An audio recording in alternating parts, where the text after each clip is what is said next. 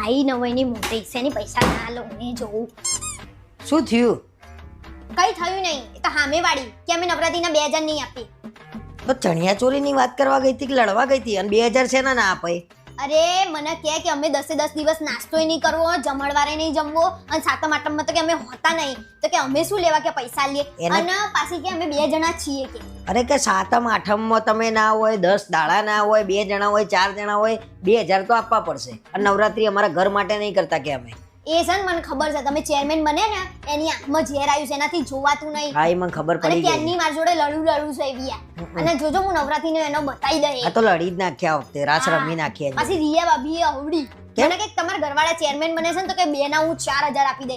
એને કે આટલી બધી દોઢીઓ મારવાની જરૂર હતી? આ તે હારી વાત કરીને ને ખોટી વાત કરી. 2 ના 4 હાલવા પડે તો હાલવાના. નવરાત્રી કહેવાય, માતાજી માટે આપવાના છે. એ બધું હું પણ સામેવાળી પાછી